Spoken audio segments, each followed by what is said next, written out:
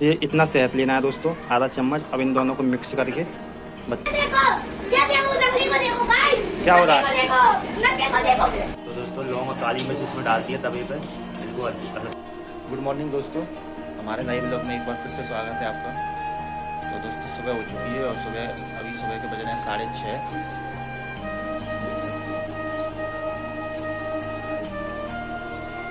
और सुबह डुग्गू अभी सो रहा है, तो यही नाटक है, उठता नहीं है। इधर गुन्नू हमारा उठ गया, बैठा हुआ है। और कृष्णा तो रेडी भी हो गया स्कूल जाने के लिए। और मोहिनी जी हैं किचन में, ये देखो टॉयलेट बंदू खड़े होके। और मोहिनी जी हैं किचन में, चाय वगैरह बना रही हैं बच्चों के लिए नाश्ता, आपको दिखा देते हैं।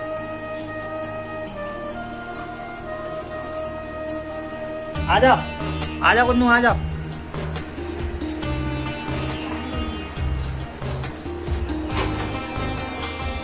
ये देखिए कृष्णा का माता रेडी हो चुका है और मोहिनी जी बना रही हैं खाना।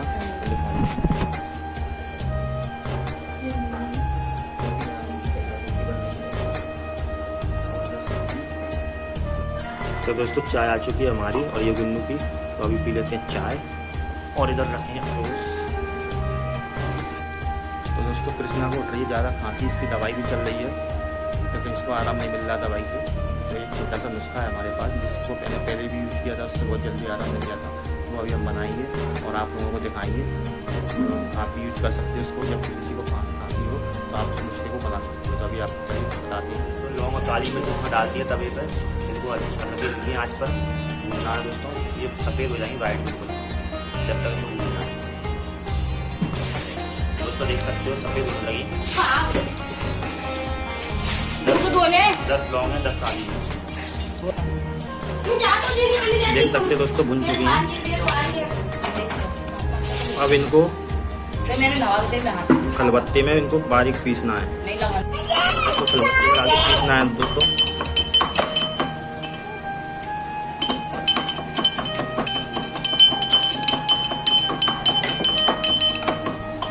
जी दोस्तों देख सकते हो बिल्कुल बारीक हो चुकी है। अब इसको इसमें निकालते हैं। हटिया बेटा,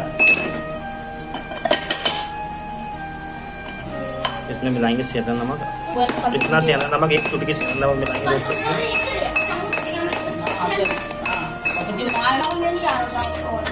इसको मिलाते हैं।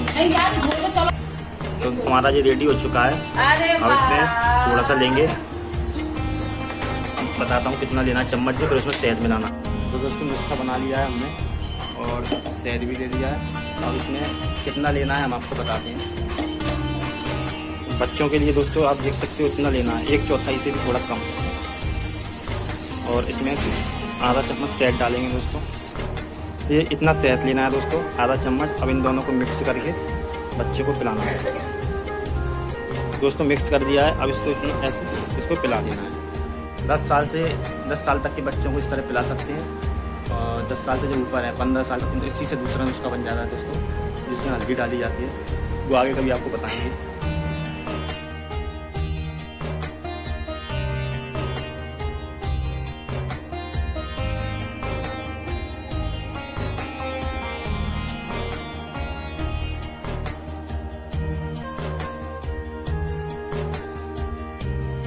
आज गुन्नू को उनकी मम्मी पिला रही है दवाई।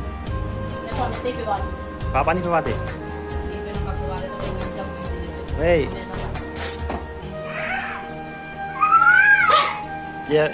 जी ऐसा पिवाएंगी, अल्लाह कर। मैंने कहते आराम से पिवाई कर।